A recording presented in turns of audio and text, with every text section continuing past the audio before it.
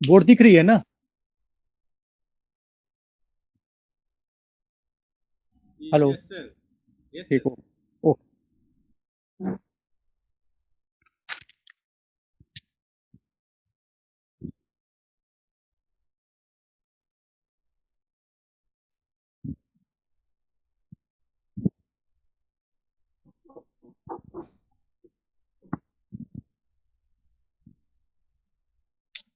आज का हम लोग का टॉपिक्स है हॉस्पिटल प्रैक्टिस में यूनिवर्सल प्रिकॉशन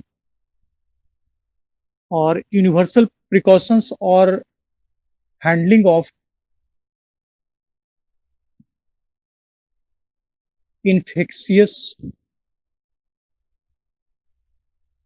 पेशेंट।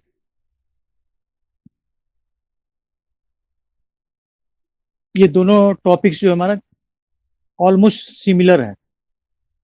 जब यूनिवर्सल प्रिकॉशंस पर हम लोग चर्चा करते हैं तो इन्फेक्शियस पेशेंट को किस ढंग से हैंडल करना है हॉस्पिटल में या आउट ऑफ हॉस्पिटल डोर।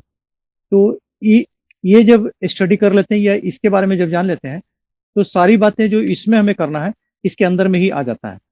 तो तत्काल हम लोग यूनिवर्सल प्रिकॉशंस पे बात कर रहे हैं और उसमें हमारा हैंडलिंग ऑफ इन्फेक्शियस पेशेंट ये कवर हो जाएगा। ये है क्या, ये समझिए।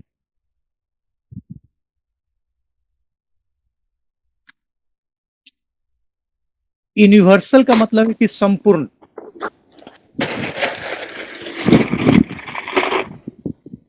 Each and every place. शब्द हुआ प्रिकॉशंस का मतलब तो जान रहे हैं बचाओ। यूनिवर्सल का मतलब each and every place. Each and every place का मतलब कि हम किसी भी कोने में, वर्ल्ड के किसी भी कोने में हो, एक स्टैंडर्ड पैरामीटर्स है हमारा, उस स्टैंडर्ड पैरामीटर्स को हर हाल में हमें फॉलो करना होता है। अगर किसी चीज से प्रिकॉट करना है, हमें बचना है, तब तो एक पैरामीटर्स तय कर दिया गया कि वर्ल्ड के आप किसी भी कोना में रहें तो ये इतना मेजरमेंट आपको लेना चाहिए। इसी टॉपिक्स को हम लोग यूनिवर्सल प्रिकॉशंस के अंदर में जानते हैं। तो ईच एंड एवरी का मतलब है सिर्फ भारत या बिहार की बात नहीं किया जा रहा है, पूरे वर्ल्ड की बात की जा रही है। अब अगर पूरे वर्ल्ड की बात करते हैं तो इंफ्रास्ट्रक्चर का ऊपर बात करना होगा। इंफ्रास्ट्रक्चर की बात करें तो हर जगह का इंफ्रास्ट्रक्चर अलग अलग है। वहाँ के डिजीज अलग है, वहाँ के इन्वायरमेंट अलग है, और साथ में वहाँ का developing stage, economical stage, patient के पेशेंट का अवेयरनेस डिजीज के प्रति वो डिफर डिफर है। अब मान लेते हैं यूएसए, मान लेते हैं यूके, मान लेते हैं यूएसएसआर, मान लेते हैं इटली, मान लेते हैं चाइना, मान लेते हैं इंक्लूडिंग इंडिया, और बांग्लादेश को भी ले लेते हैं, नेपाल। इंडियन सब कॉन्टिनेंटल का मतलब है कि भारत, बांग्लादेश, श्रीलंका, नेपाल, मालदीव, ये सब जो 6-7 कंट्रीज हैं वो इंडियन सब कॉन्टिनेंटल के अंदर में जाने जाते हैं। तो यहाँ का इन्वायरमेंट यूएसए, अमेरिका के इन्वायरमेंट से, या यूनाइटेड किंगडम, ब्रिटेन के इन्वायरमेंट से, या फिर रसिया, यूनाइटेड स्टेट ऑफ रसिया के इन्वायरमेंट से बिल्कुल डिफर है। तो इस जगह जो डिजीज हम देख रहे हैं, ये इस जगह वो डिजीज डिफर कर रहा है। जैसे हम लोग के यहाँ बहुत कॉमन है डिसेंट्री, एमेबियोसिस बहुत कॉमन है, लेकिन जब आप इस जगह पे जाएंगे तो ये बहुत रेयर देखने को मिलेगा। इसलिए कि वहाँ हाइजीन का लेवल बिल्कुल डिफर है। ठीक है। उस पर इकोनॉमिकल कंडीशन की बात बोलेंगे तो Nepal, India, Bangladesh, China, USA, इसमें किसी को एक दूसरे से आप कंपेयर नहीं कर सकते हैं। सबका इकोनॉमिकल लेवल डिफर है, एजुकेशन का लेवल डिफर है, स्वाभाविक है कि अवेयरनेस का लेवल भी हर पीपुल्स में डिफर डिफर है। तो इसके वजह से आप हम कंपेयर करेंगे कि यूएसए में जो इंफ्रास्ट्रक्चर है वो हमारे पीएचसी, प्राइमरी हेल्थ सेंटर में, या एडिशनल प्राइमरी हेल्थ सेंटर में भी डेवलप कर जाए तो ये इसके पीछे बहुत लंबा समय और बहुत बड़ा इन्वेस्टमेंट की जरूरत पड़ेगी। हम लोग भारतीय भारतीय जो है कुछ चीजों को लेकर कि कम संसाधन में, कम रिसोर्सेस में अपना बेटर इफोर्ट पर यकीन करते हैं। तो इनके इंफ्रास्ट्रक्चर और हमारे इंफ्रास्ट्रक्चर में बहुत बड़ा डिफरेंस है, या नेपाल की इंफ्रास्ट्रक्चर्स और यूनाइटेड किंगडम के इंफ्रास्ट्रक्चर्स में बहुत बड़ा डिफर है। तो ये जो फॉलो अप कर रहे हैं, पैरामीटर्स रख रहे हैं, या ये जो पैरामीटर्स रख रखे हैं, उसके उससे कंपेयर करेंगे तो हम उतना बड़ा पैरामीटर शायद तय नहीं कर सकें। ठीक है, तो ये तो डिफर पॉइंट है। लेकिन अब चले आते हैं स्टैंडर्ड पे।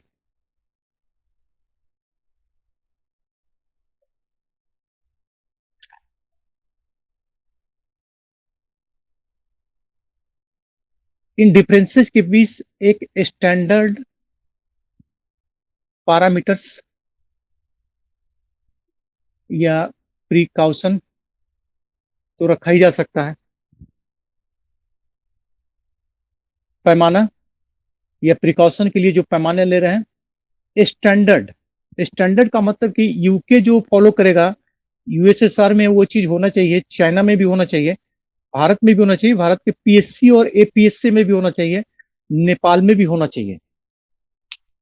सब चीज को नहीं फॉलो कर सकते, तो एक स्टैंडर्ड पैरामीटर कि ये कम से कम जरूरी है। क्यों जरूरी है उस पर आगे हम बात करेंगे। ये एकदम से एसेंशियल है, तो सारी बात को नहीं फॉलो करके इतना स्टैंडर्ड पैरामीटर्स को तो फॉलो किया ही जा सकता है। और यही स्टैंडर्ड पैरामीटर्स या स्टैंडर्ड प्रिकॉशनरी स्ट्रैंड पर बात करते हैं, तो हम लोग यूनिवर्सल प्रिकॉशंस उसको बोलते हैं कि हमारे जो रिसोर्सेस हैं, जो संसाधन उपलब्ध हैं, उसी को सबसे बेटर करते हुए, लेकिन बेटर के साथ ये स्टैंडर्ड पैमाना को हम पीछे नहीं छोड़ेंगे। और ये जो फॉलो होगा तो पूरे वर्ल्ड में फॉलो होगा, और इसी को हम लोग यूनिवर्सल प्रिकॉशंस के नाम से जानेंगे। अब है क्या, ये क्यों कर रहे हैं, इस पर थोड़ी बात कर लेते हैं।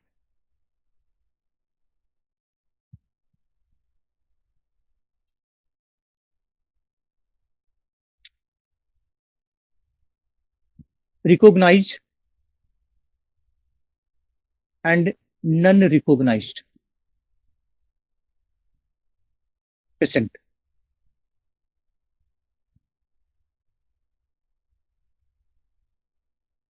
टू इन्फेक्शन,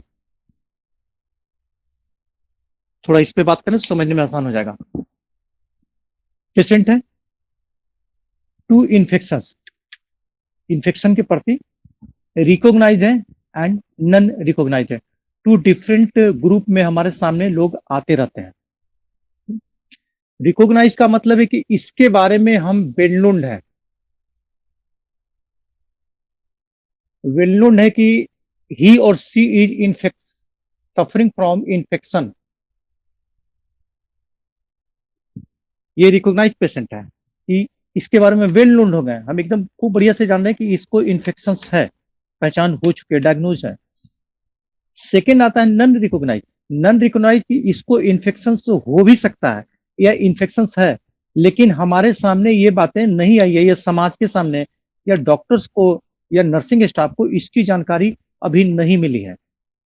ये तो तब होगा ना जब इसका डायग्नोस्टिक चार्ट हम देखेंगे या फिर उसके सिम्टम पर जाएंगे। लेकिन जब सिम्टम लेकर आ रहा है उस समय तो हम अननोन है इसके प्रति, इन्फेक्शियस है या नॉन इन्फेक्शियस है, या फिर रास्ते में इसके सामने हम सामना पड़ जा रही है, या हॉस्पिटल में अटेंडेंट के रूप में ये सामने आ रहा है, तो हम इसके बारे में नहीं जान रहे हैं।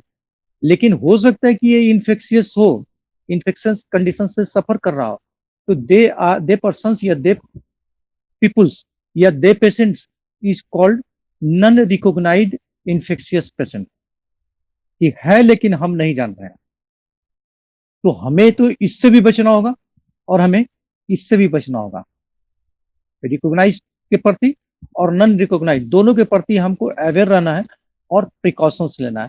तो अगर यूजेज की बात करें, यूनिवर्सल प्रिकॉशन की बात करें, तो ये recognize and non recognized patient और persons which are prone to infection या सफरिंग फ्रॉम इन्फेक्शन, जिनको हो चुका है या फिर जो होने की संभावना है, लेटेंट स्टेज में डिजीज है, इन दोनों स्टेज से हमें बचना है। अब किसको बचना है?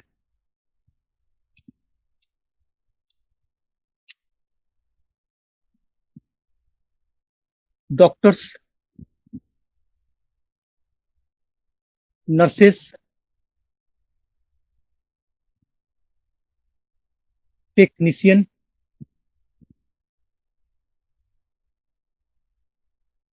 Hospital staff, ward boys,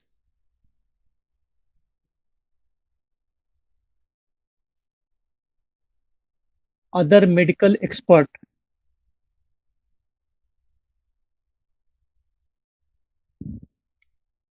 another patient,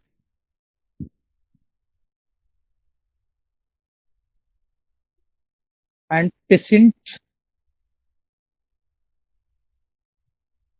attendants.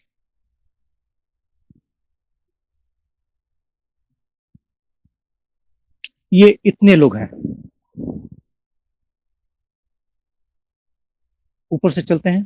पहले डॉक्टर्स, नर्सेस, नर्सेस के बाद वार्ड बॉय। ये doctors, nurses and ward boy any time in contact of patient, patient के एकदम बिल्कुल करीब होते हैं। देन आफ्टर टेक्नीशियंस, उसके बाद अदर हॉस्पिटल स्टाफ्स। टेक्नीशियंस का मतलब है लैब टेक्नीशियंस हो गए, ओटी के क्षेत्र में जो वर्क कर रहे हैं, एक्सरे में जो वर्क कर रहे हैं। तो ये टेक्निकल से प्रोफेशनल्स जो हैं वो इंक्लूडिंग है। Then other hospital staff, other hospital staff में क्लर्कियल है, मैनेजमेंट है, हॉस्पिटल मैनेजमेंट के जो लोग हैं, सफाई कर्मचारी हैं, ये इंक्लूडिंग हो गए हॉस्पिटल स्टाफ में। उसके बाद other medical expert, other medical expert मैंने जो विजिटर्स को हम लोग बुलाते हैं, विजिटर्स जैसे एनेस्थेटिक्स हैं। हॉस्पिटल में वो छोटे नर्सिंग होम या हॉस्पिटल में वो सभी जगह नहीं रहते हैं। ऑपरेशन का टाइम हर हॉस्पिटल में अलग अलग करा लेते हैं। अभी इस हॉस्पिटल में 2 घंटा के बाद इस हॉस्पिटल में, 2 घंटा के बाद इस हॉस्पिटल में। तो एक ही एनेस्थेटिक कई हॉस्पिटल में, कई सर्जरी में अपना रोल प्ले करते हैं।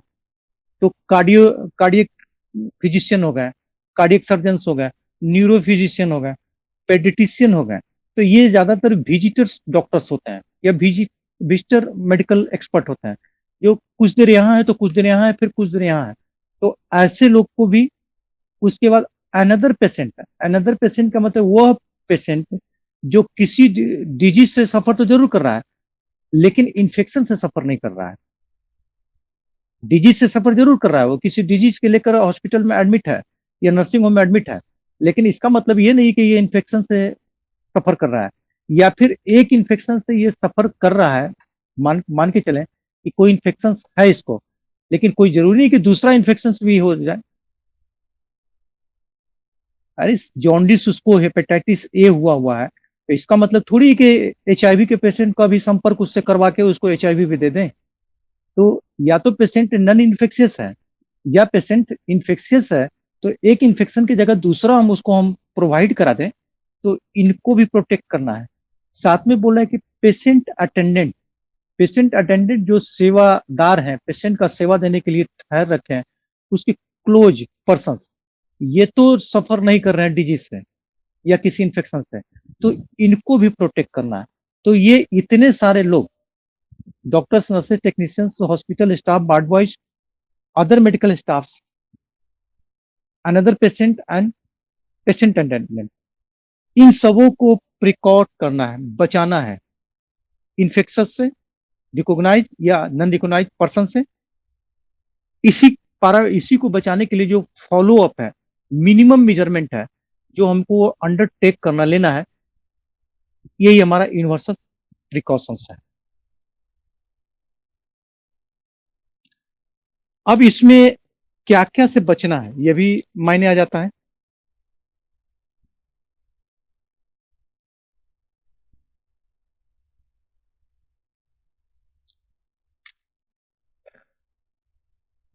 फर्स्ट तो डायरेक्ट कांटेक्ट,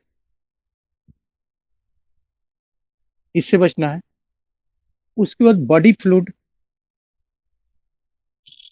बॉडी फ्लूइड में semens, blood, vaginal fluid, saliva, nasal secretions,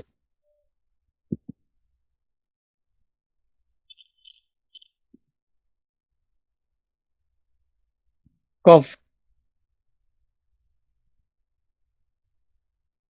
urine, ficus,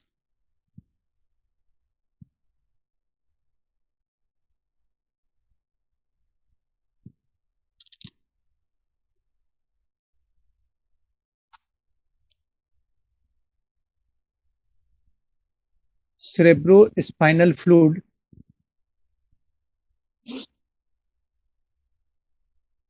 plasma,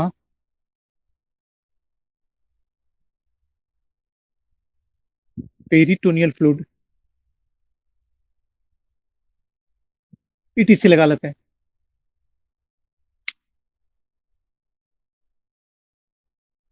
एक तो सीधा तो बात हो गया पेशेंट से डायरेक्ट कांटेक्ट, इससे बचना, उससे बचने के लिए क्या मेजरमेंट हमें लेना है। उसको सेकंड बात आती है कि बॉडी फ्लूइड्स, बॉडी फ्लूइड्स में इतने सारे बात हो गए, फिकर मेटेलियर, यूरिन्स, कफ, nasal discharge, peritoneal fluid, CSF, plasma, सब इंक्लूडिंग है। तो इनसे भी हमारा डायरेक्ट कांटेक्ट ना हो, और डायरेक्ट कांटेक्ट हो रहा है तो हम क्या प्रिकॉशनरी मेजर्स लेके इस बॉडी फ्लूइड से संपर्क में आएंगे, ये यूनिवर्सल प्रिकॉशंस में देखना होता है। अब एक एक करके इसके लिए हम क्या क्या करेंगे, इस मेजरमेंट पे हम लोग आ जाते हैं।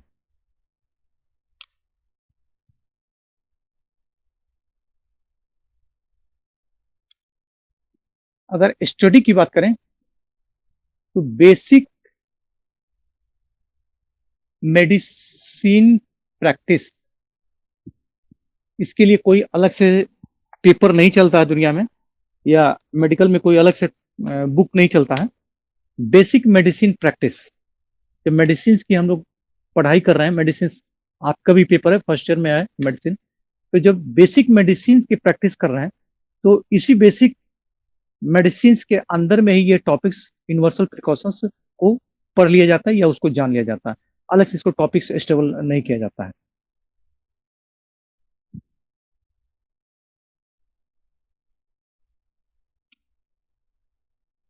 अब पैरामीटर्स या प्रिकॉशंस स्टैंड, क्या क्या इससे बचने के लिए हम मेजर करेंगे, क्या करना है, ये सामने अब बात आएगी।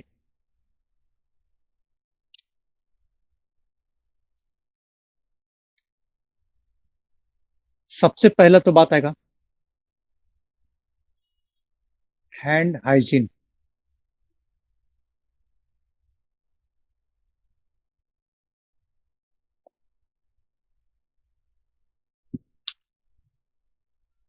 सबसे पहले सामने जो बात आएगी हैंड हाइजीन की,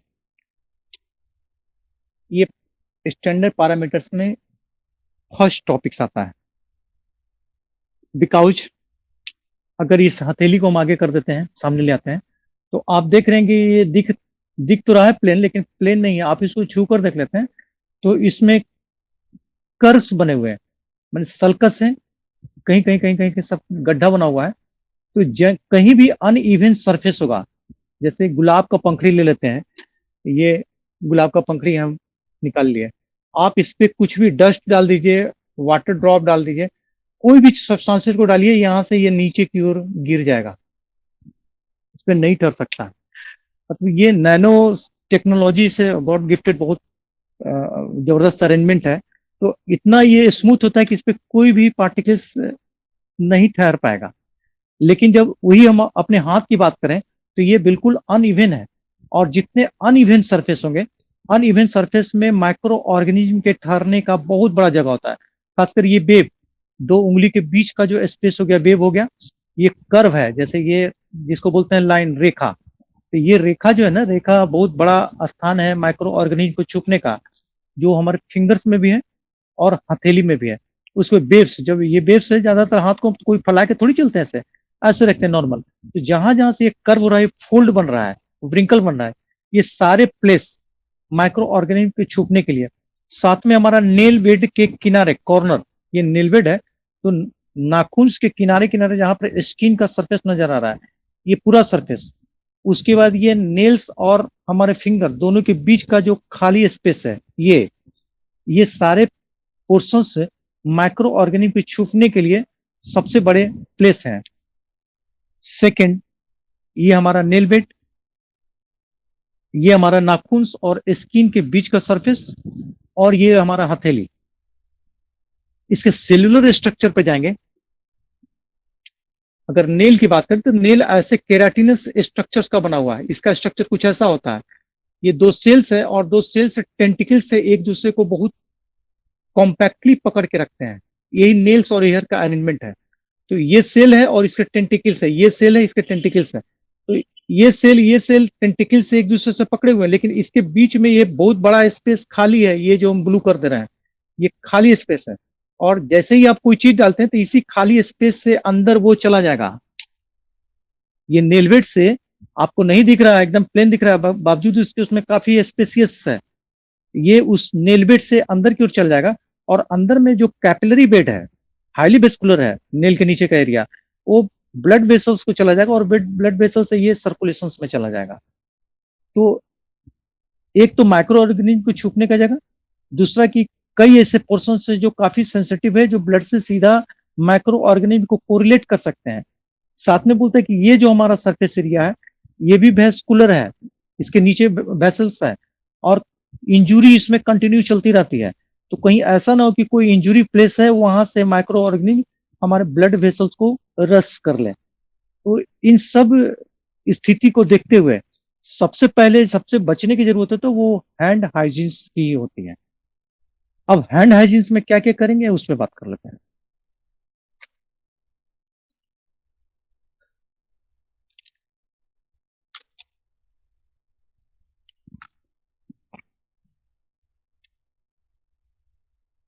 फर्स्ट,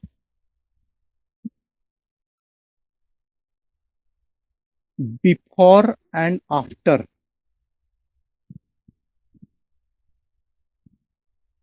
कॉन्टैक्ट विथ पेशेंट। हाथ को हैंड हाइजीन करेंगे कब? Before and after contact with patient, वो भी डायरेक्टली। अगर डायरेक्टली संपर्क में आ रहा है, जैसे ही आ रहा है तो या संपर्क करने जा रहे हैं तो हाथ धो के जाएंगे ताकि हमारा इन्फेक्शन पेशेंट को ना लगे, और जब उसको टच करके आ रहे हैं डायरेक्टली तो तुरंत धोएंगे कि उसका इन्फेक्शन हमें ना लगे। ये पहला हमारा मेजरमेंट होगा। उसके बाद आफ्टर रिमूविंग ग्लव्स, जब ग्लव्स पहनकर कुछ हैंडल कर रहे हैं तो जैसे ही ग्लव्स को हम रिमूव करेंगे तो सबसे पहला काम होगा, हाथ को हम लोग हाइजीन्स कर लेंगे। उसके बाद बोलता है कि before using of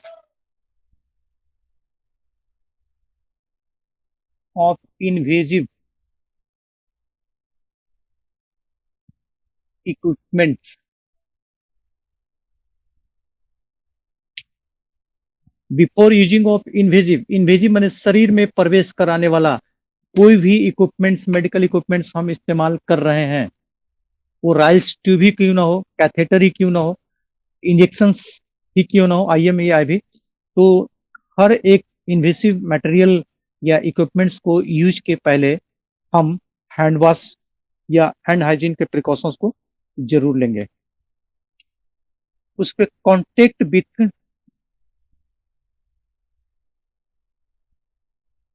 patient skin, blood, urine, stools, saliva, it mean secretion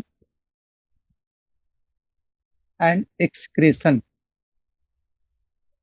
ये किसी भी चीज के संपर्क में हम आ रहे हैं, सिक्रेशन एंड एक्सक्रेशन शब्द का अगर इस्तेमाल कर रहे हैं तो सिक्रेशन मैंने बॉडी जो फॉर्म कर रहा है, उसमें म्यूकस हो गया, सलाइवा हो गया, नेजल्स डिस्चार्ज हो गया, एंजाइमेटिक सब्सटेंसेस हो गया। तो सिक्रेशंस एंड एक्सक्रेशन जो शरीर बाहर कर रहा है, उसमें इवन पसीना भी है, यूरिन है, स्टूल है, सीविशियस है, ये इन सब चीज के संपर्क में आ रहा है साथ में बॉडी फ्लूइड में ब्लड, प्लाज्मा, सीएसएफ जो भी ऊपर चर्चा किए हैं, इसके कांटेक्ट में किसी भी तरह के से हम आ गए हैं या हमारी मजबूरी है कि इसके कांटेक्ट में हम आ रहे हैं, तो तुरंत हैंड हाइजीन की तरफ बढ़ चलेंगे।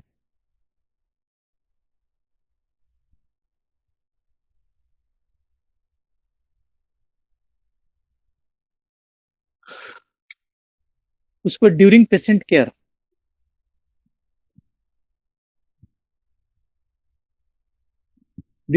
केयर में पोस्चर चेंज,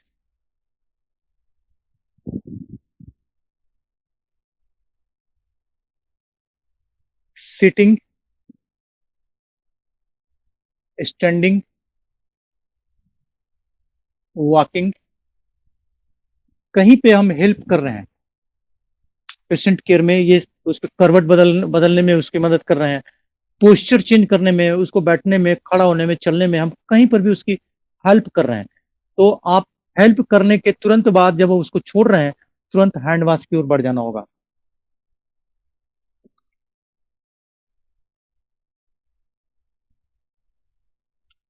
उसके बाद con contact with contaminated substances, articles, furnitures, bits and other objects।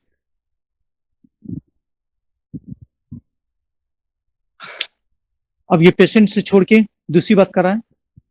Contaminated में हमें मालूम है कि ये अफेक्टेड हो चुका है, क्योंकि संभावना है कि पेशेंट इसको टच किया होगा, पेशेंट इस पर रेस्ट किया होगा, पेशेंट इसका यूटिलाइज किया होगा।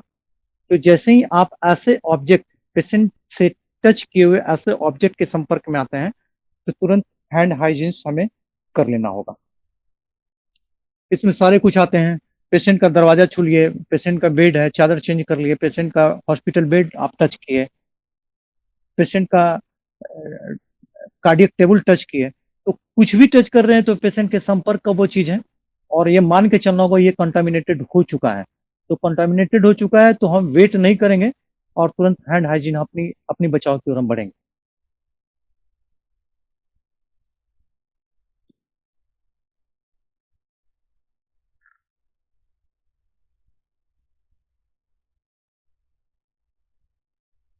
अब इसमें क्या करेंगे टेक्निकली,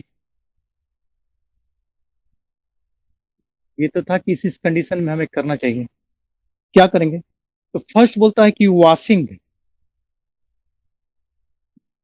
40 to 60 सेकेंड,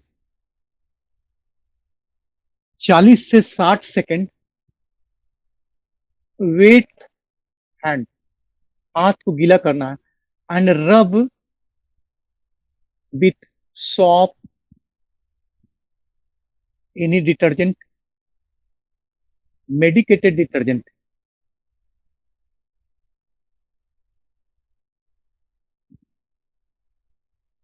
किसी भी ऐसे चीज से पहले उसको 40 से 60 सेकेंड गीला हाथ है, वेटेड वेटेड हैंड, मैंने पानी से भिगो के 40 से 60 सेकेंड के लिए कोई भी सॉप, डिटर्जेंट, मेडिकेटेड डिटर्जेंट लेके उसको पहले रब करना है।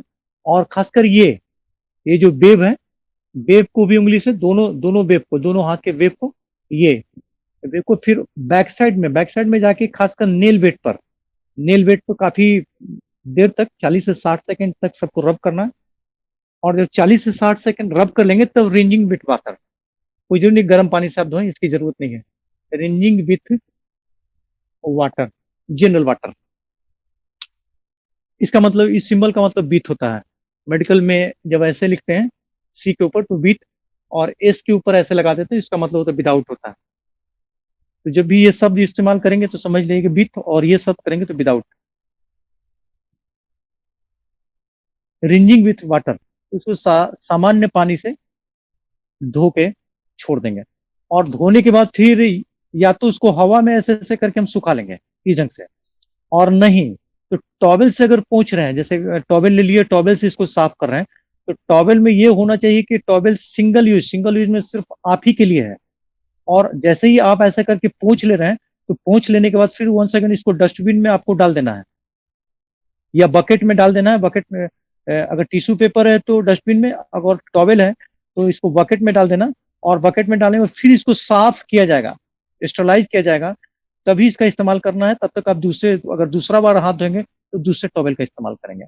इसको बकेट में डाल देना। टिश्यू पेपर से अगर पोछे हैं तो टिश्यू पेपर को डस्टबिन में डाल देना।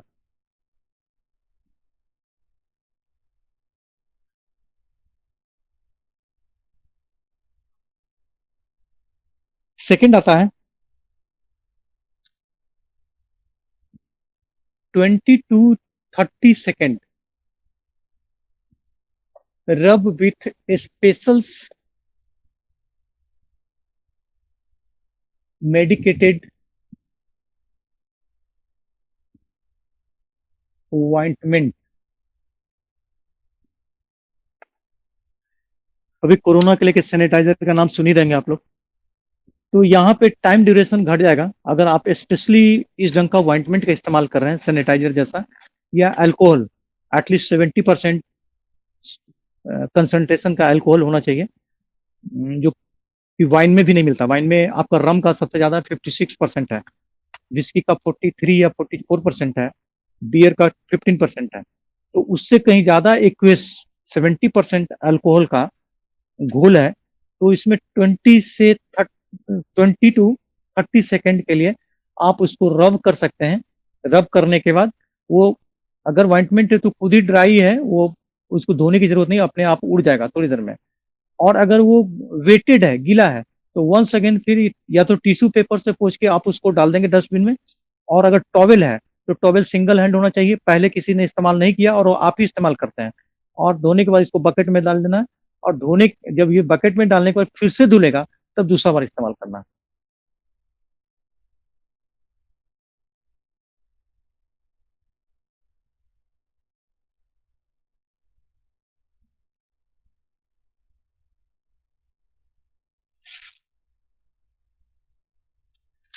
अब हैंड हाइजीन के बाद सेकंड आता है हमारा ग्लव्स।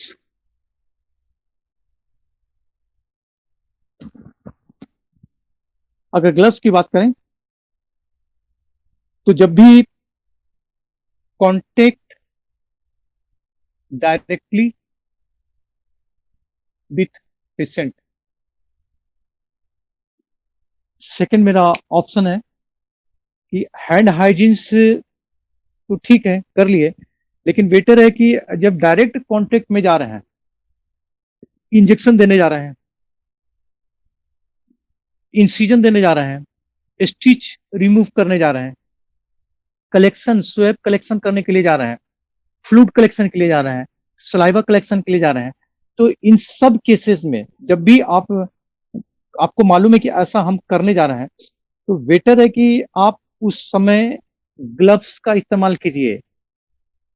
एक तो direct contact with patient, patient को टच कर रहे हैं, खासकर हेपेटाइटिस बी में बहुत डेंजरस हो जाता है कि उसके स्किन, पसीना जो बाहर आ रहा है ना, ये इसके कांटेक्ट में अगर आपके हथेली आते हैं तो इससे भी फैलने की संभावना बनी रहती है। तो बेटर है कि हम टच क्यों करें, सीधे ग्लव्स का इस्तेमाल करें।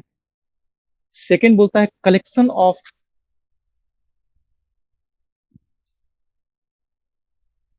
बॉडी फ्लूइड, कलेक्शन और touch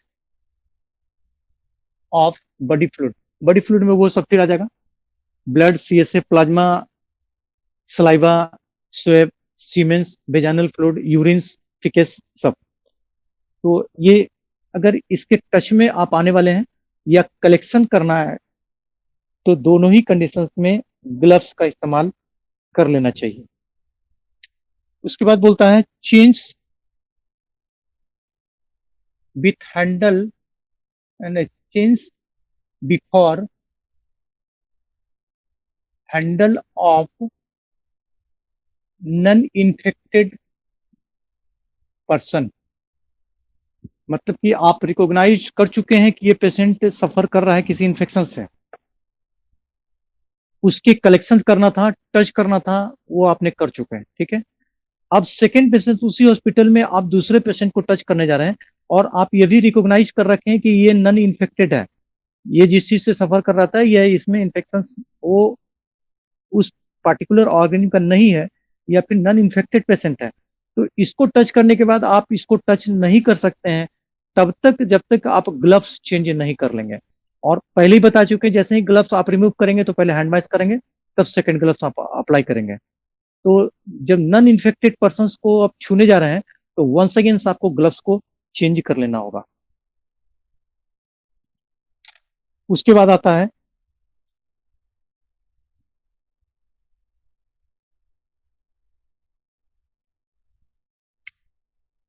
remove after touching contaminated objects. By mistake आप आपके हाथ टच कर गए इन्फेक्शियस पेशेंट के रूम में किसी भी ऑब्जेक्ट से जिसमें संभावना है कि कंटामिनेशन होगा, उसके बेड पे हाथ चली गई, बेडशीट पे हाथ चली गई, डोर पे हाथ चली गई, जो बाथरूम इवन बाथरूम के हैंडल पे हाथ चली गई, तो आपको मालूम है कि ये कंटामिनेटेड हो सकता है ये सारे आर्टिकल्स। तो बेटर है कि वो ग्लव्स को वहीं पर रिमूव कर दें और रिमूव करने के बाद जो सेकंड ग्लव्स आप इस्तेमाल करें।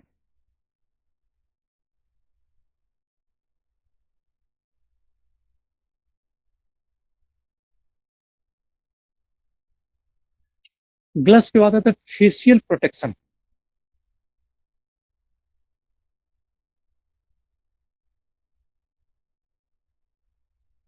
फेशियल प्रोटेक्शन को दो दो पार्ट में डिवाइड किए, एक फेस एंड सेकंड आई।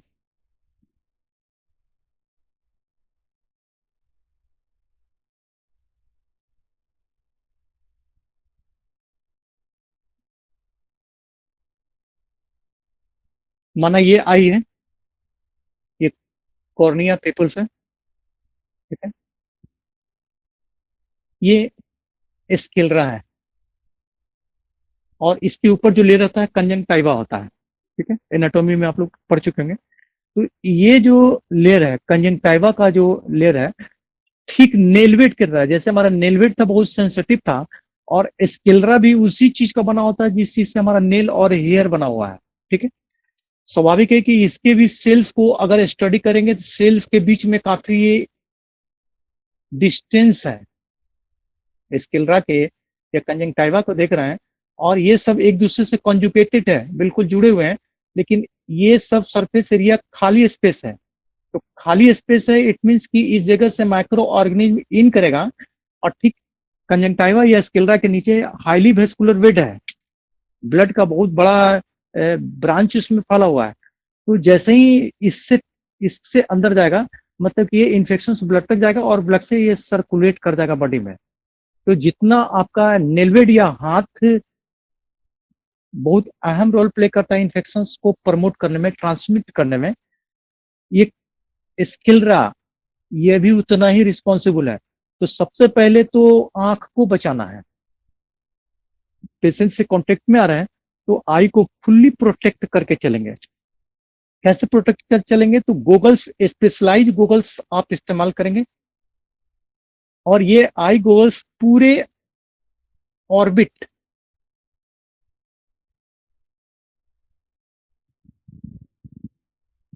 जो साधारण गोगल्स से हम लोग इस्तेमाल करते हैं तो इसमें नीचे से, ऊपर से, किनारे से हवा आने जाने का रास्ता बना हुआ है, लेकिन स्पेशलाइज गोगल्स इस्तेमाल करते हैं तो ये फुल्ली पैक्ड होता है, ये पूरे आई ऑर्बिट को इस ढंग से चारों तरफ से पैक कर लेगा, इससे फिर दूसरा आंख का अलग हो जाएगा। तो ये चारों तरफ से पैक कर लिया तो किसी भी तरीके से एयर के थ्रू, इन्वायरमेंटल फैक्टर के थ्रू या डस्ट के थ्रू यहां तक जाने के रास्ता को बंद कर लेता है। तो फेस में एट तो फर्स्ट आई प्रोटेक्शन पर हम लोग सबसे पहले ध्यान देते हैं, आंख को बचाने की कोशिश करते हैं।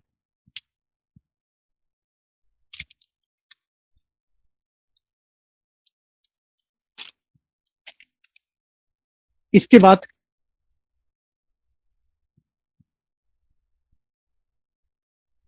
फेशियल मास्क,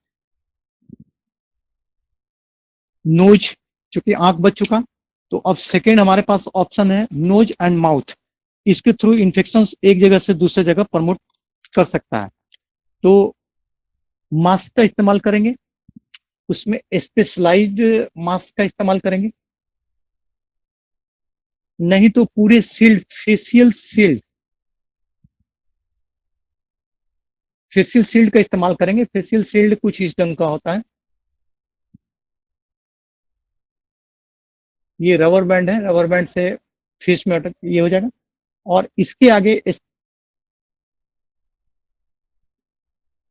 प्लास्टिक का कवर्ड, जैसे हेलमेट में शीशा होता है उसी प्लास्टिक का कवर है, ये आगे से किनारे तक माने कान तक के एरिया को कवर करके रखता है।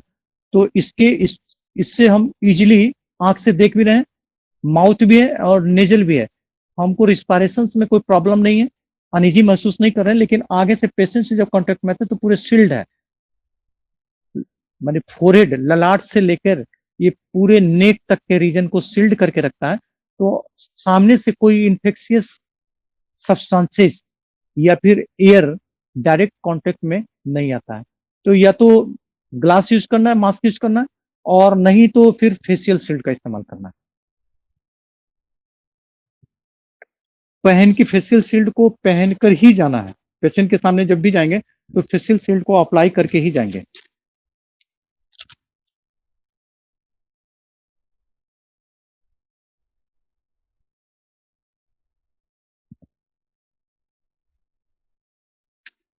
उसके बाद आता है गाउन।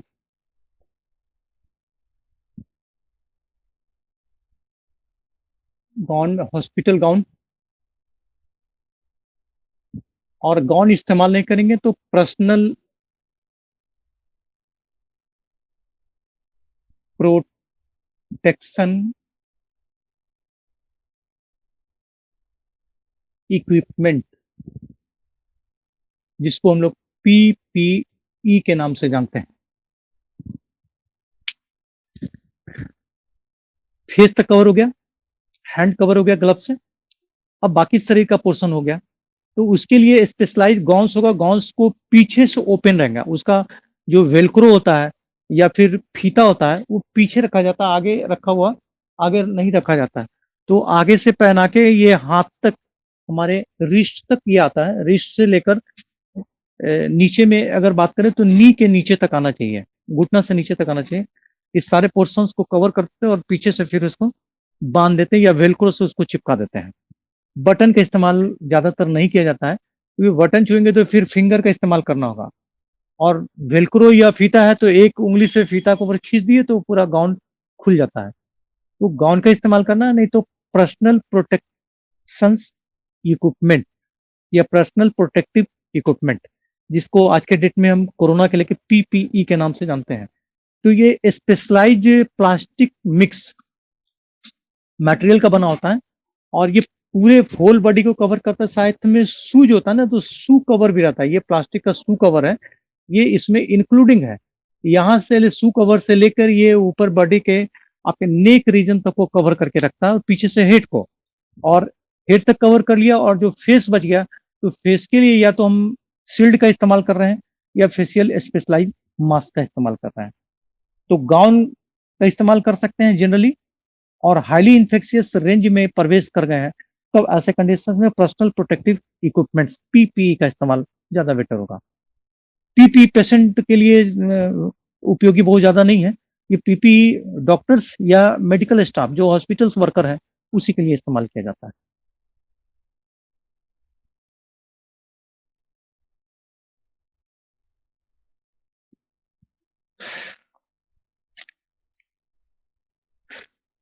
उसके बाद आता है रिस्पायरेटरी हाइजीन।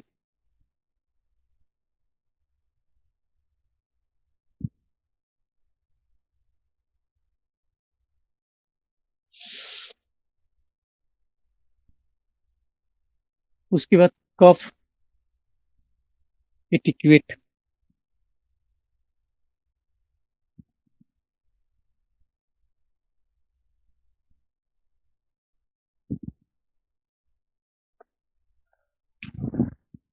रिस्पायरेटरी हाइजीन में आपसे ज्यादा आप तो सब ढक चुके हैं, अब पेशेंट को इसके बारे में ट्रेन रखना है। एट फर्स्ट टिश्यू पेपर, जब भी उसको स्नीजिंग कफिंग का प्रॉब्लम है तो टिश्यू पेपर का इस्तेमाल करेंगे। टिश्यू पेपर का इस्तेमाल करने के बाद बकेट जिसमें उसको डिस्पोज करेंगे वो क्लोज्ड होना चाहिए। जैसे ये बकेट है तो बकेट के ऊपर कवर होना चाहिए और इस ढंग से हैंडल होना कि उसको छूने की जरूरत नहीं पड़े, पैर से ये दबाए और ये बकेट ओपन हो जाए। इसमें टिश्यू पेपर को डाल देते हैं और जैसे ही पैर हटाएंगे तो ये बकेट अपने आप इसको ढक्कन से कवर हो जाएगा। तो टिश्यू पेपर से या जिस चीज को डिस्पोज करेंगे वो ओपन नहीं होना चाहिए, वो क्लोज बंद होना चाहिए। इस्तेमाल करने के बाद इसमें ढक देंगे। साथ में बोले कि अगर कंटिन्यूअस कफिंग का शिकायत है या स्नीजिंग का शिकायत है तो अपना टिश्यू पेपर के साथ मास्क का इस्तेमाल करेंगे। वो अगर मास्क का भी इस्तेमाल नहीं करते तो सडन स्नीज आ जाएंगे तो बोलते कि अपने अपने हाथ जो कपड़ा पहन रखे हैं इस कपड़े को आप फोर आर्म के पास को और नाक या मुंह पे ढक देंगे, तब स्नीजिंग या कफिंग का आप इस्तेमाल कर सकते हैं।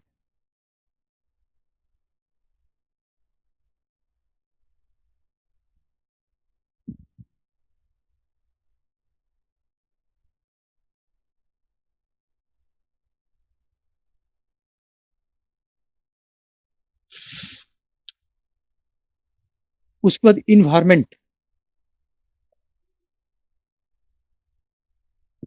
Cleaning,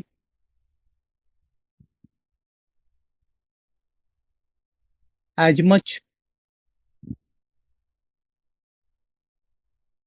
as possible. Environment cleaning पर विशेष ध्यान देना होगा। पूरी साफ सफाई जिस इन्वायरमेंट में हॉस्पिटल, पहले हॉस्पिटल के गेट से लेकर हॉस्पिटल के ईच एंड एवरी वार्ड तक क्लीन करके रखना होगा।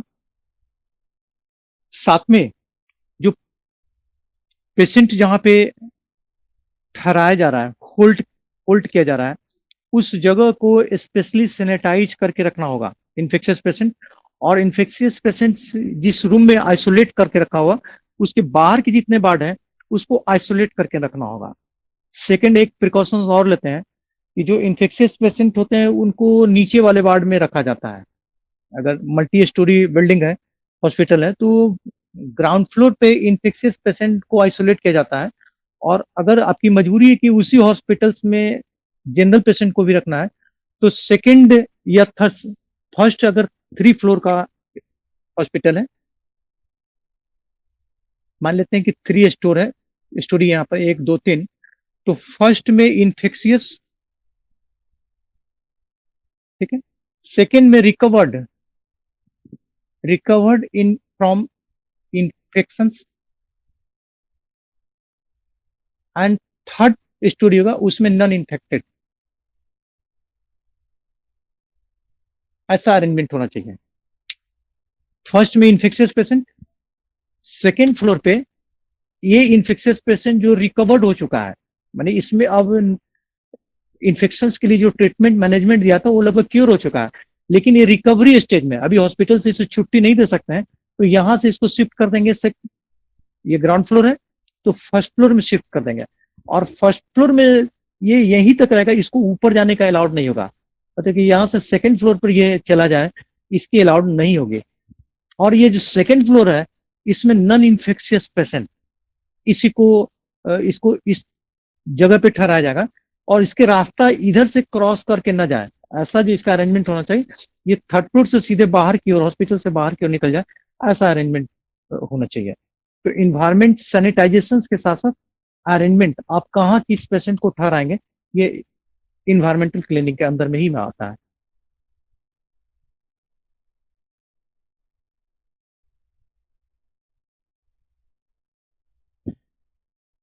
उसके बाद लास्ट आता है waste disposal.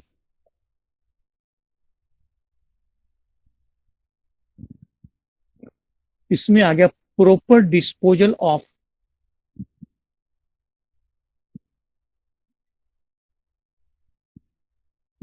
Medical waste,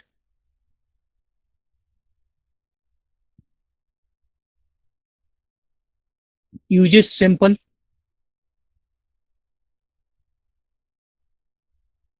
body fluid, secretion and excretion, इसका अरेंजमेंट होना चाहिए। खुला में पेशेंट्स के किसी भी यूज किए हुए सब्सटेंसेस, कॉटन्स, ड्रेसिंग मटेरियल्स या फिर एम्पुटेड लिम्स, इसको नहीं छोड़ेंगे। साथ में पेशेंट का excretory substance, secretary substance and body fluid, जिसका हमने डायग्नोस्टिक पर्पज से यूज किया है, ये सारे को प्रॉपर डिस्पोजल्स का अरेंजमेंट होना चाहिए हमारे पास।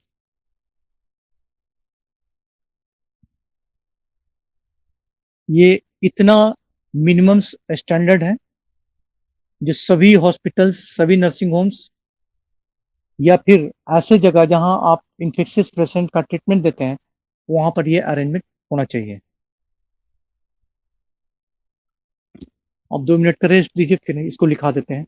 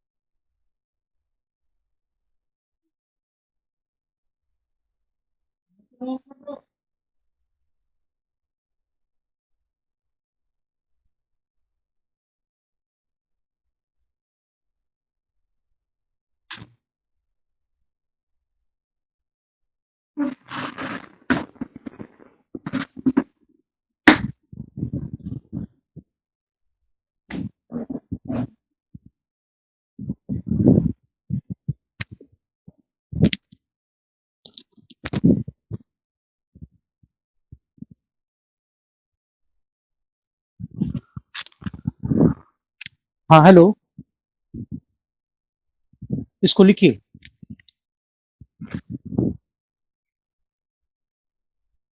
हेडिंग देना है universal precaution.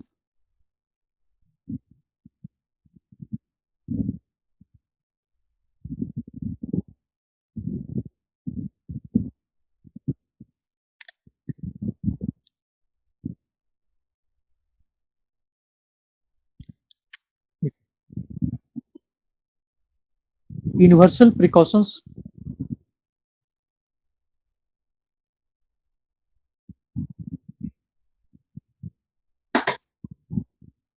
universal precautions are taken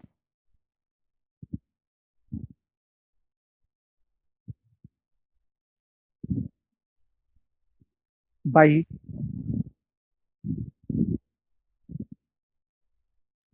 standard standard parameters of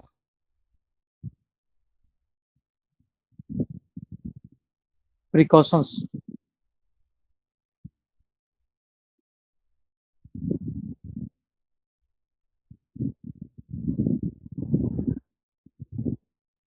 Standard parameters of precautions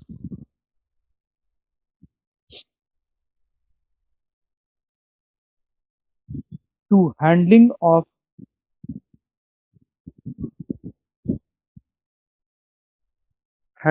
patients,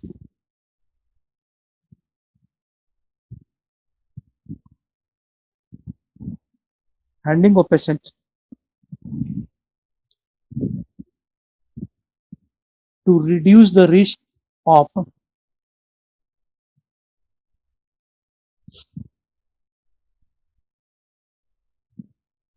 to reduce the risk of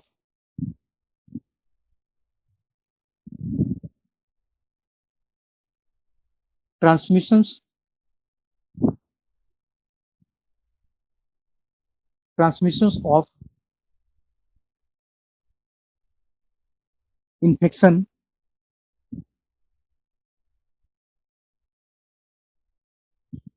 transmission of infection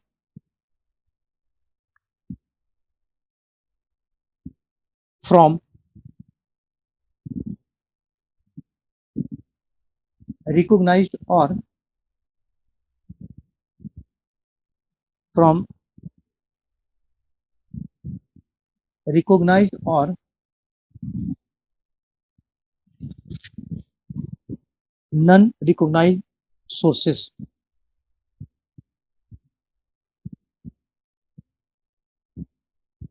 Or non-recognized sources.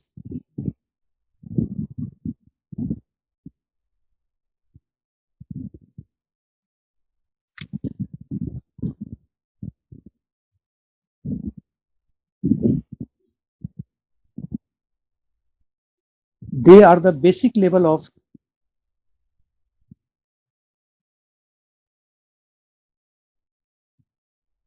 they are the basic level of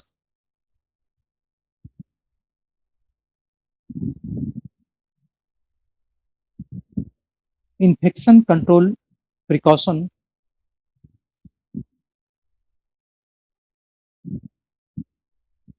infection control precautions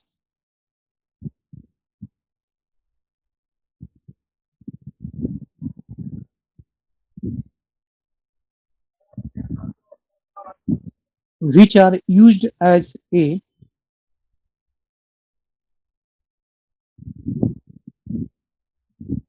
which are used as a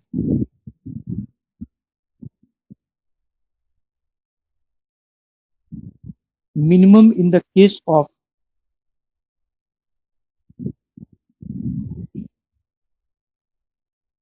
minimum in the case of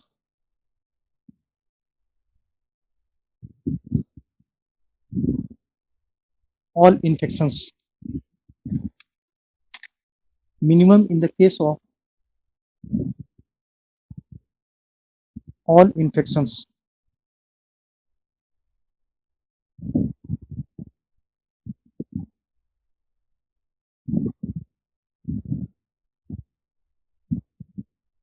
अब heading देना है use of universal precaution.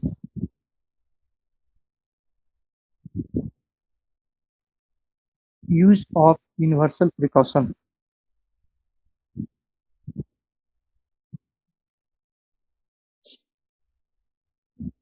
देखिए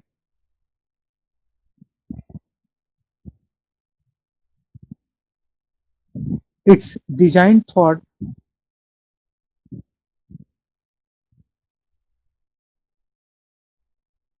doctors,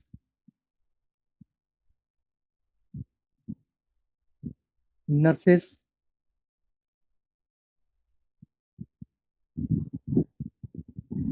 technician.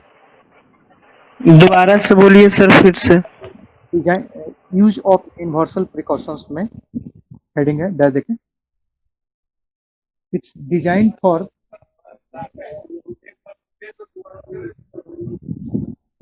Design sir design DESIGNED DESIGNED, designed for,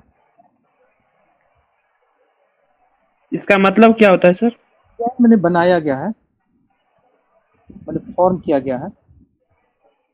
it's designed for doctors,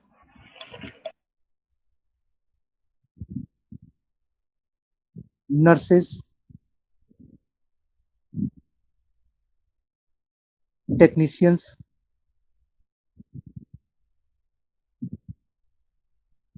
health care workers,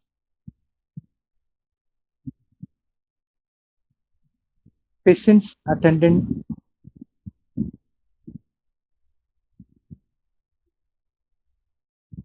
patient attendant, and patients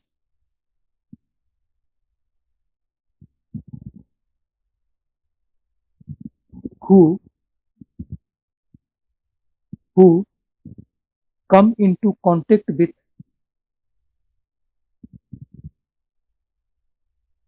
who come into contact with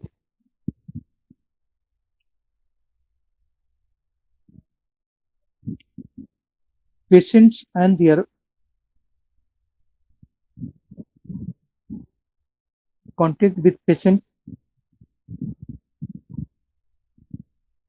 and their body fluids.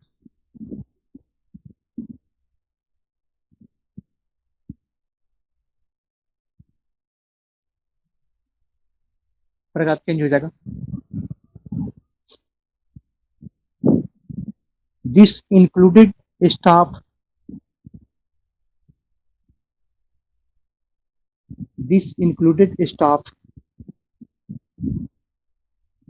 and others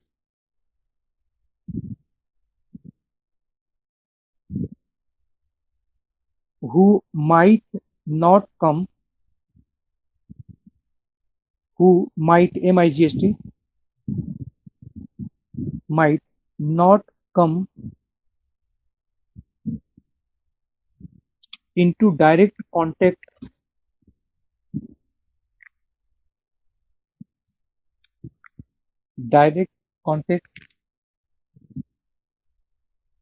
with patient.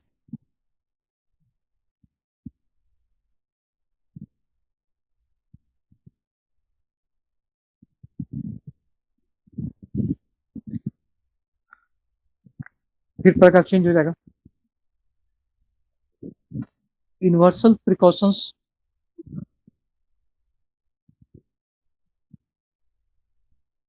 where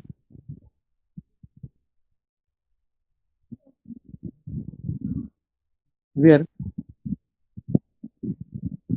typically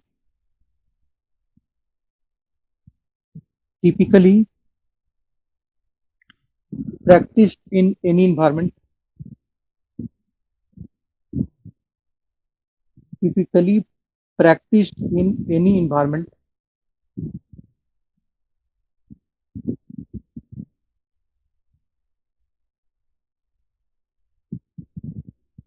where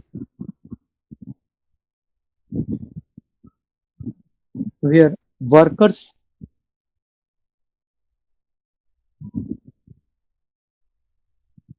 where workers were exposed to workers were exposed to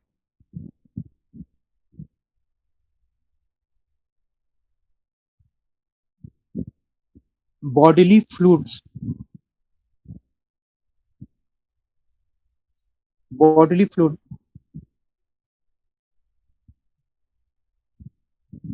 such as blood, orally बोले sir. body से bodily BODILY, bodily fluids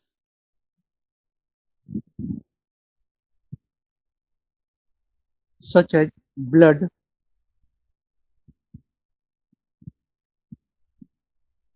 semen,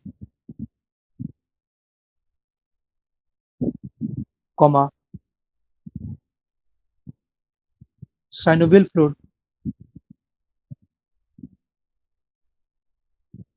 comma, vaginal fluid, comma, amniotic fluid,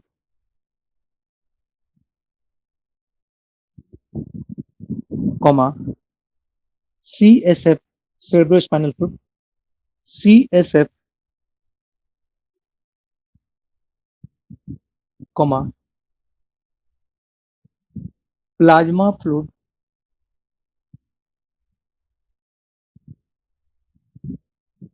comma, peritoneal fluid,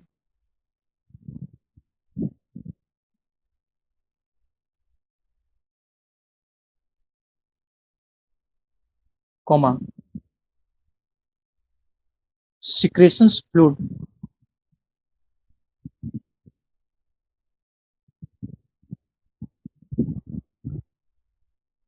comma, urine,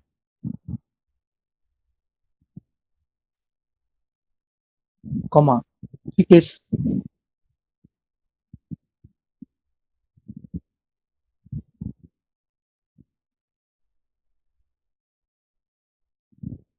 full stop. फिर paragraph देख change करके लिखना है।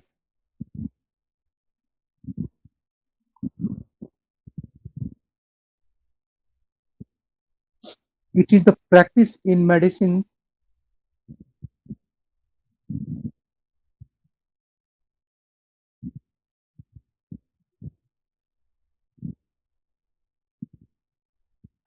medicines of avoiding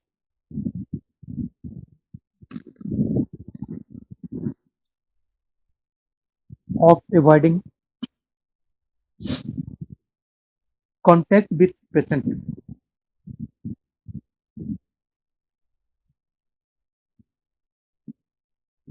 avoiding contact with patient,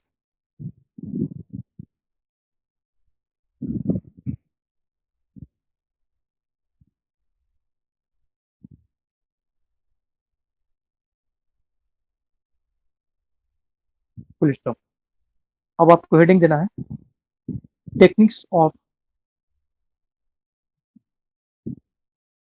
universal precaution, techniques of universal precautions.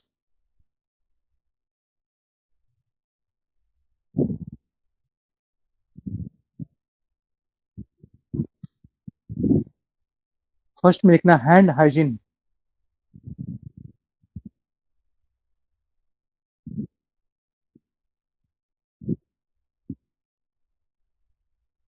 देखिए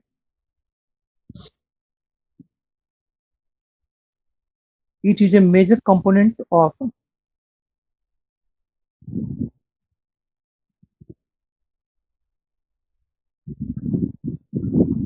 a major component of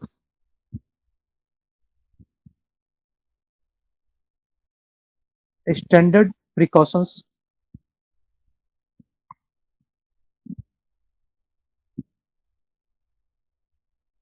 and one of the most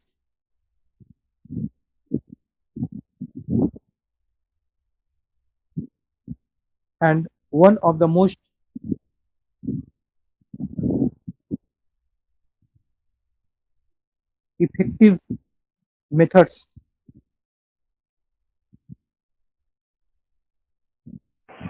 फिर से repeat करिए sir, छूट गया। and hygiene standard. It is a major component of standard precautions. It is a major component of standard precautions and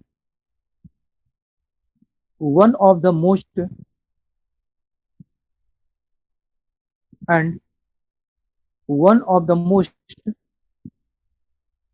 effective methods to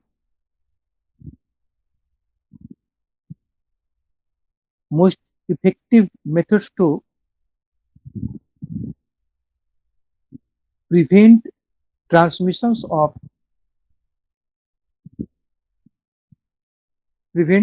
transmission of pathogens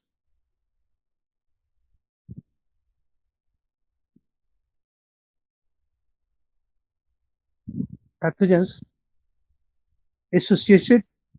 associated with healthcare.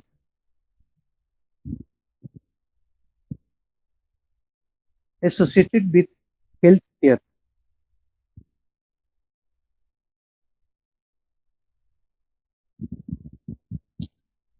अब indication heading दीजिए कब कब करना है.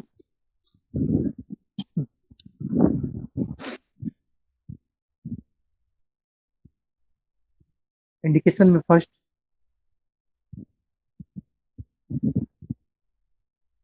Before and after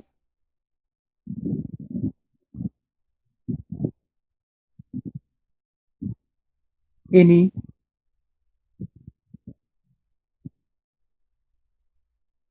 before and after any direct patient contact.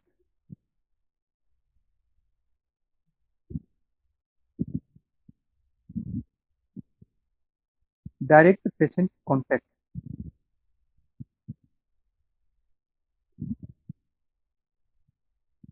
And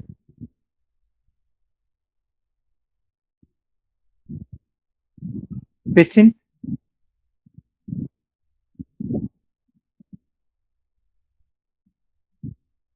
patient whether or not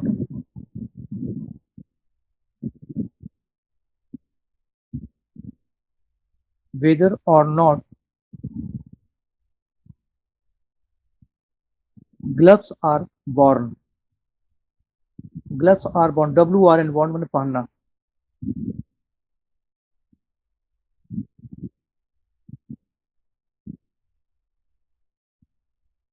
Second, immediately after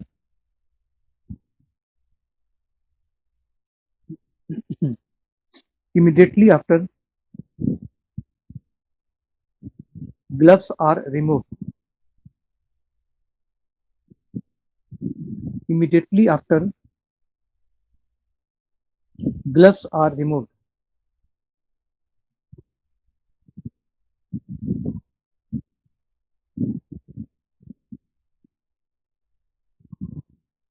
Next,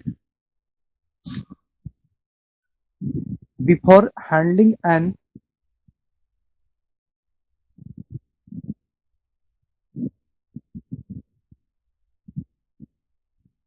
before handling an invasive device.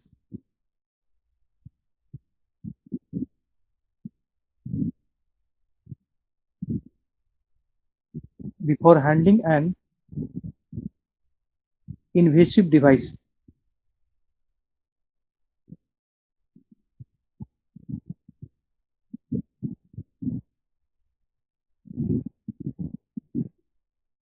Next,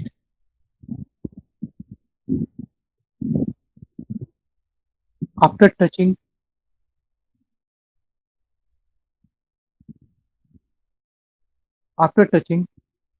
blood, body fluids,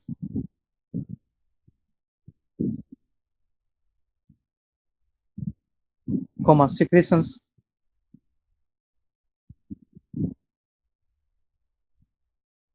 excretions,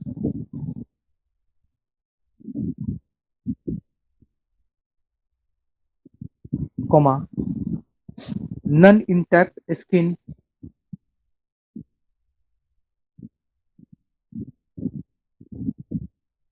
non-intact skin,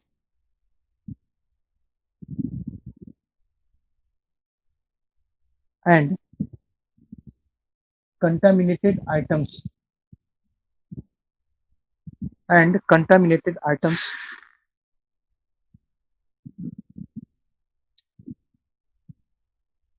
even if gloves are worn.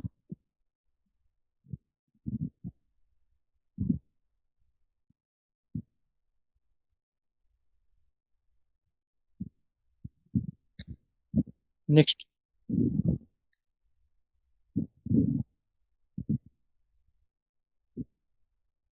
during patient care,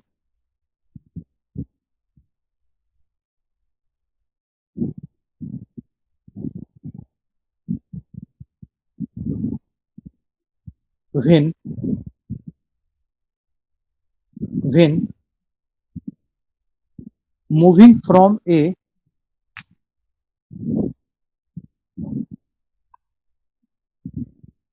moving from a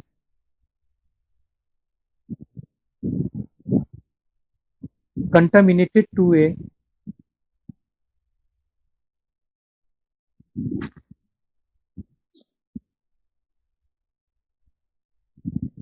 contaminated to a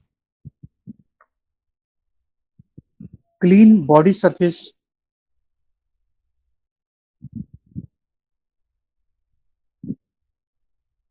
clean body surface of the patient.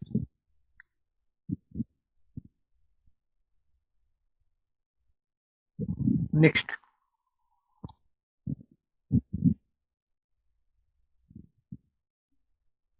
after contact with after contact with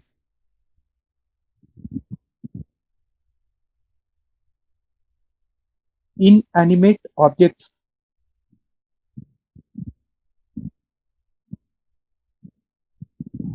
inanimate objects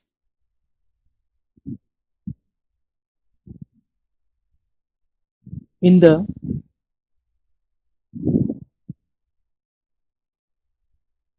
immediately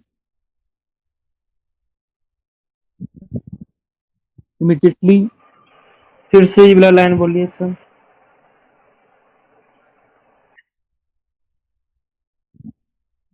after contact with inanimate INANIMATE inanimate objects in the immediate vicinity VICINITY of the patient.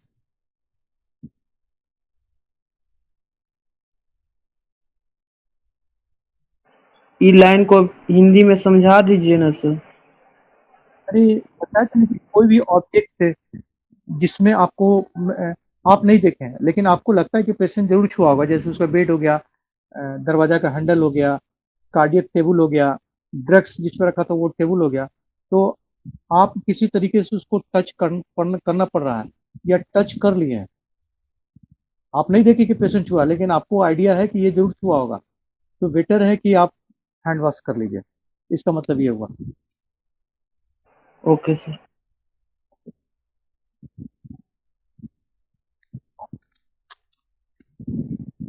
अब heading देना है technique of hand hygiene.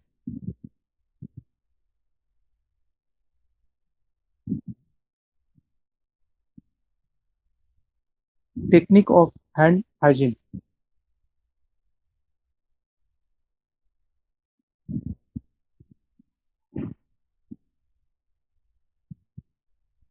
पहला में hand washing,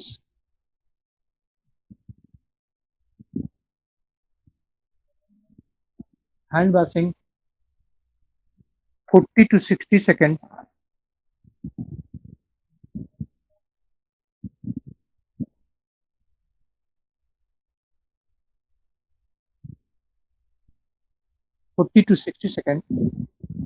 wet hand WT, wet hand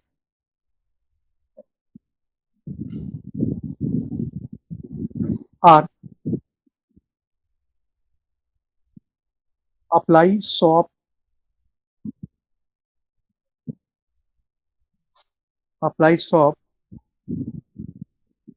rub all surfaces,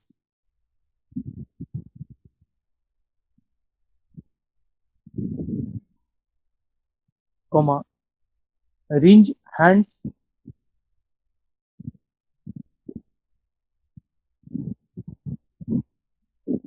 and dry thoroughly.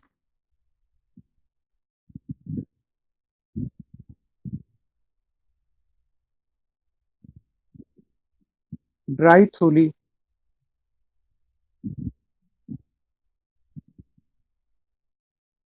with a single use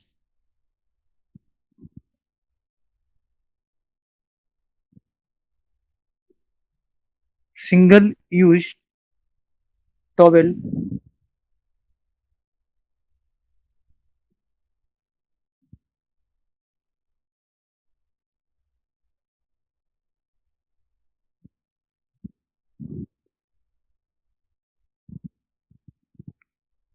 Single-use towel to turn off.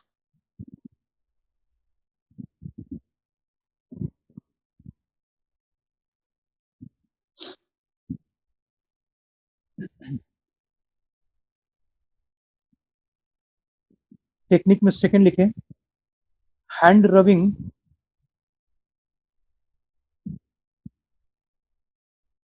hand rubbing 20 to 30 seconds.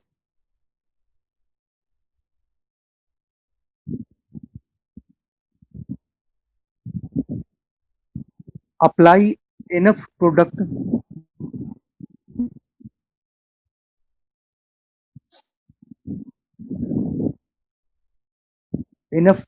to cover all area of the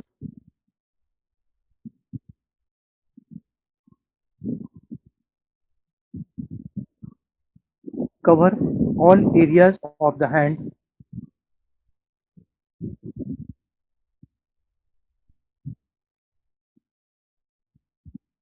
and rub hands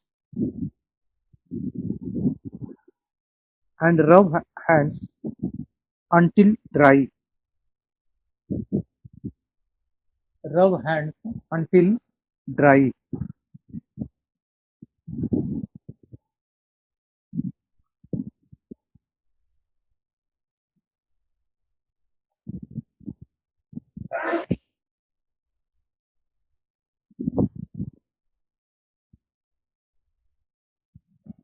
hand hygiene खत्म हो, second में ये gloves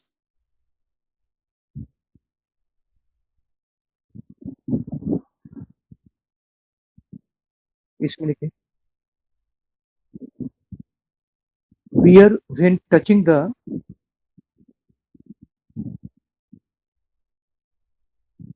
wear when touching the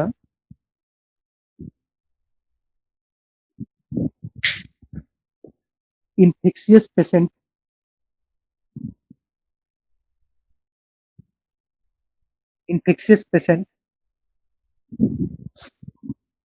during applications of needle,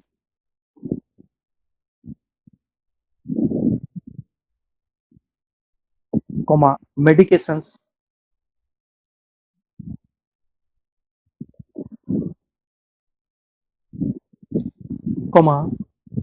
collections of blood,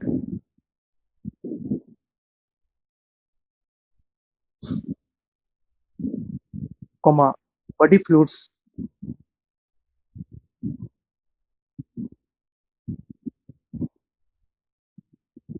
secretions,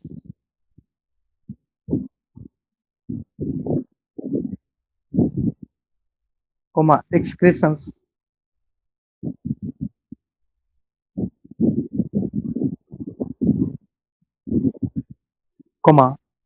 mucous membrane,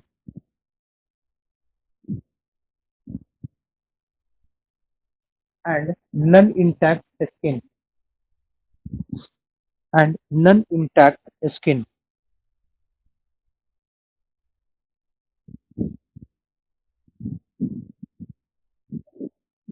next में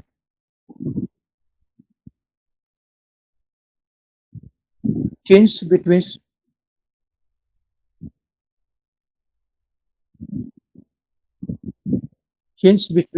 takes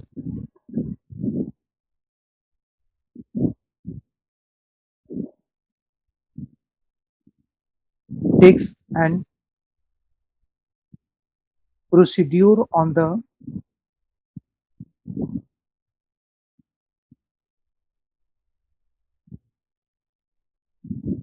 procedure on the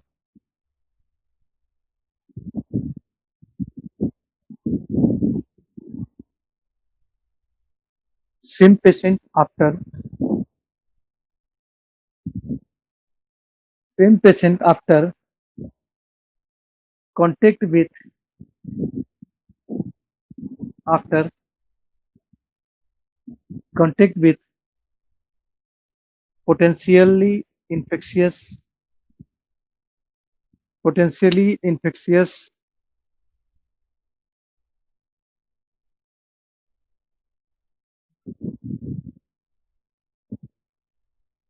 material.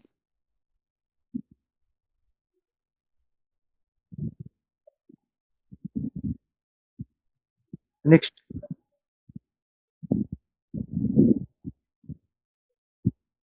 remove after use. Remove after use, comma, before touching before touching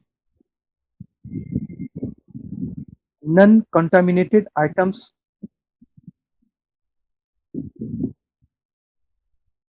non-contaminated items and surfaces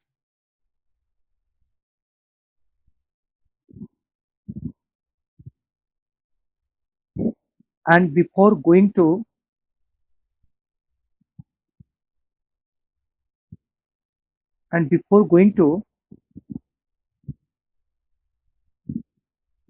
another patient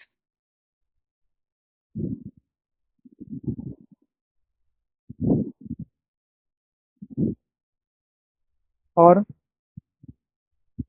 an hand or an hand hygiene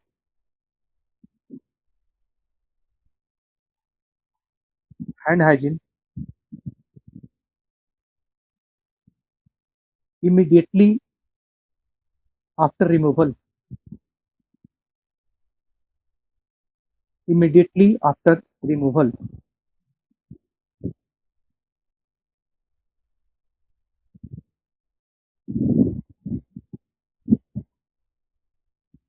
ये खत्म हुआ। तीसरा में ये facial protection.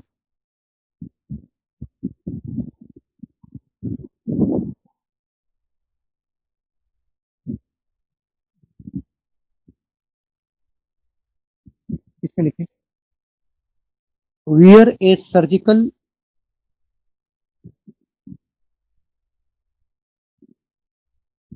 wear a surgical or procedure mask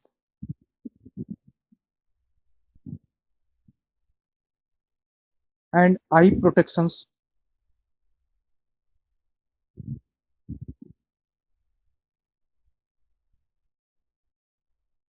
bracket में face shield goggles face shield goggles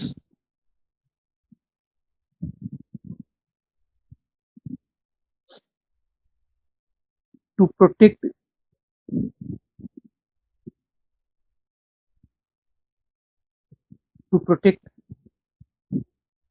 mucous membrane of the eye, nose and mouth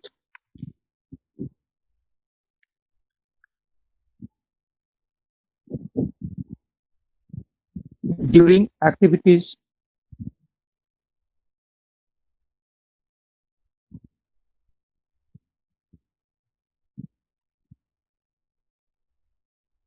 during activities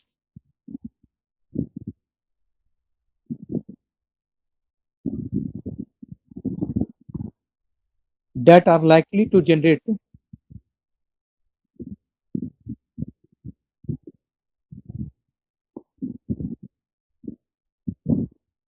likely to generate splashes, splashes, splashes or sprays, sprays,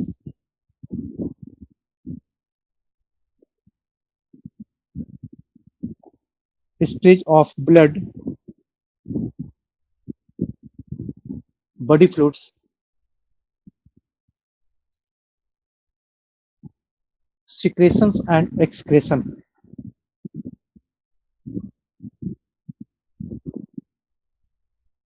Secretion and excretion.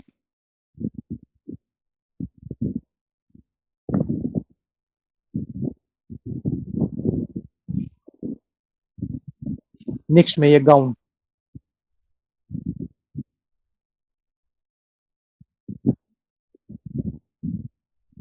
Gown में wear to protect skin,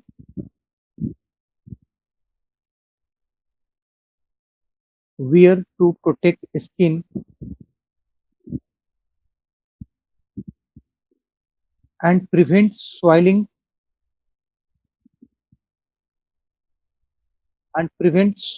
of clothing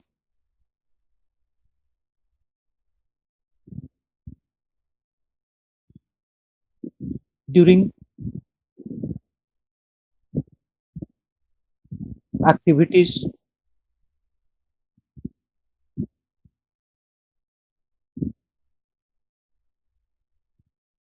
that are likely to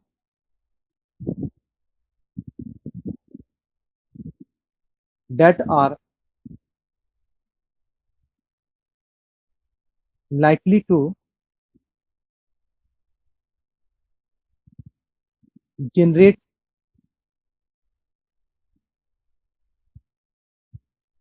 splash or sprays of blood, splash or sprays of blood,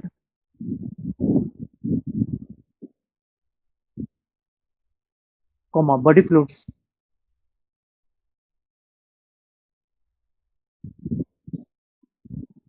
comma secretion or excretion.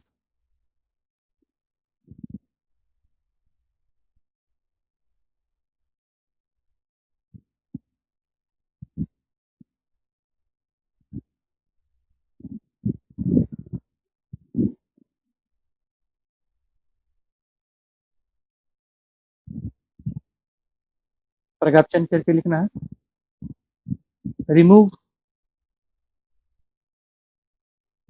soiled gone, removed soiled gone as soon as possible,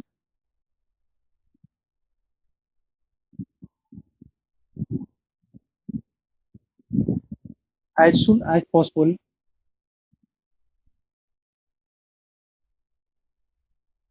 and perform hand hygiene, and perform hand hygiene.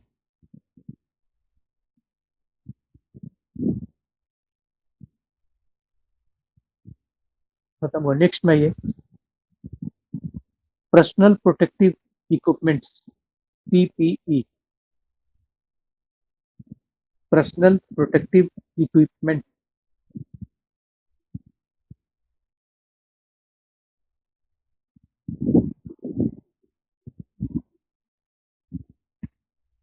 इसमें लिखे assess the risk of exposure,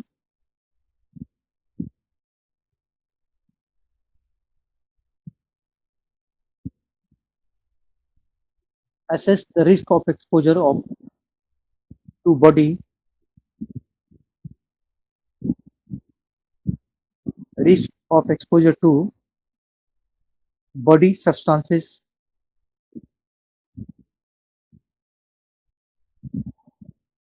or contaminated surfaces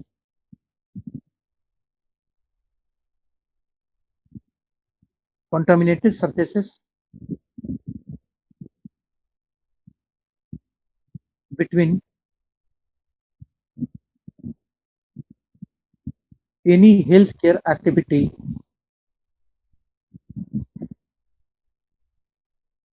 between any healthcare activities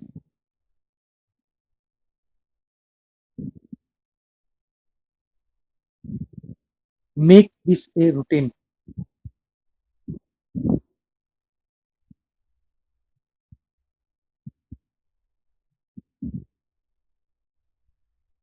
Next में आइए respiratory hygiene. अंतिम line sir. Routine full इसका खत्म हो गया। Next माना है respiratory hygiene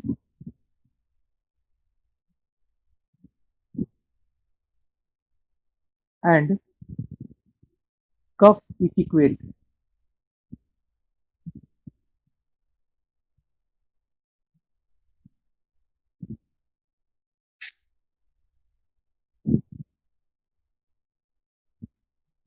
इसमें लिखे persons with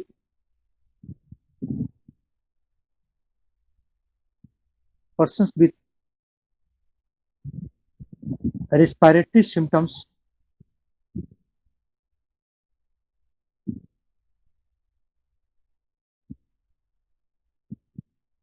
should apply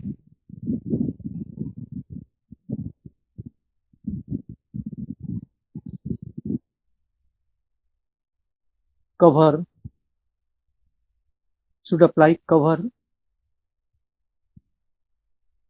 their nose and mouth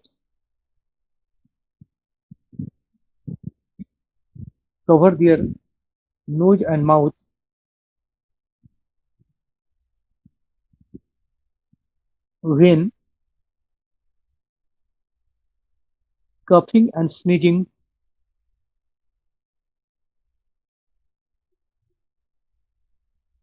with tissues or masks.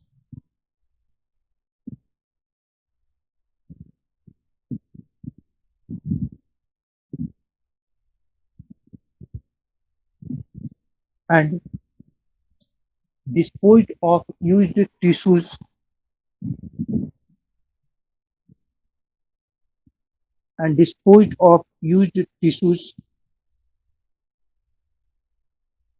and masks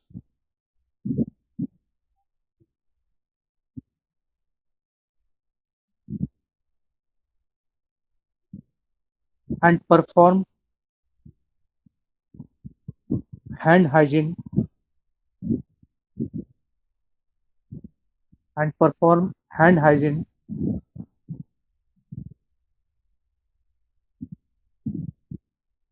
after contact with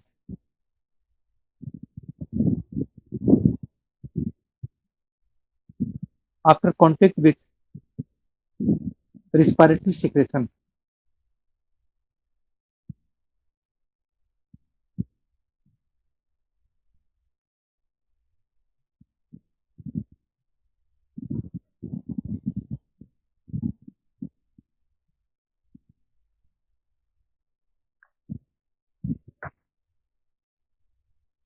paragraph change करके लिखें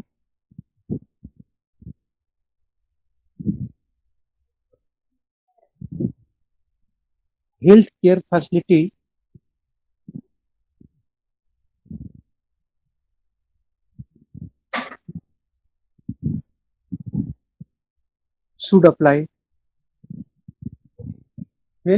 facility should apply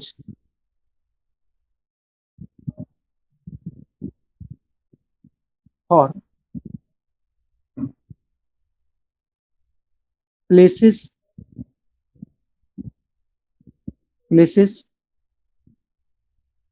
acute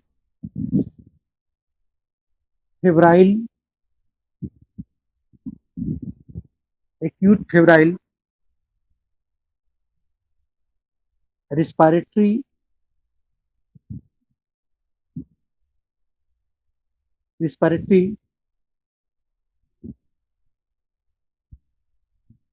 symptomatic patient,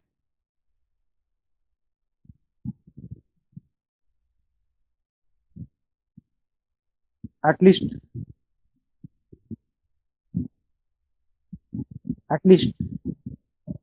1 meter away from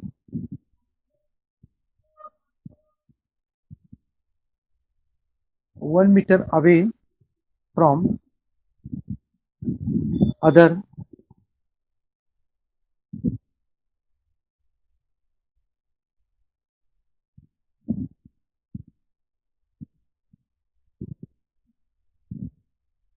in common waiting area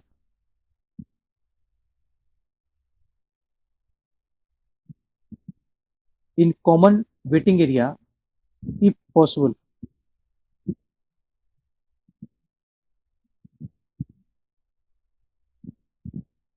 फिर paragraph change करके लिखना है,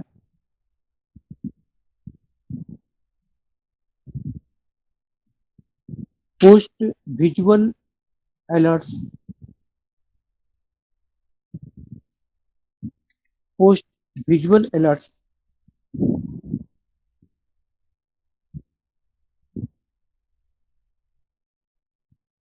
at the entrance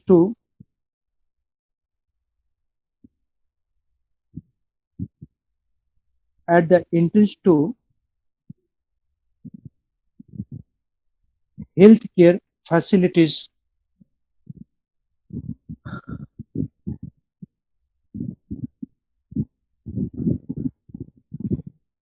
instructing persons with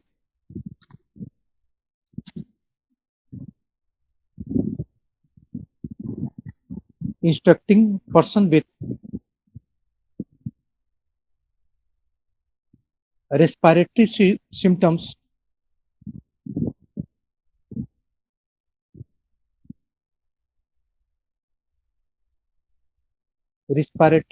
symptoms to protect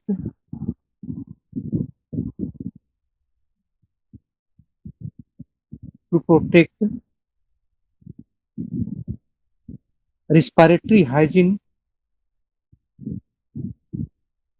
and cough etiquette. Respiratory hygiene and cough etiquette.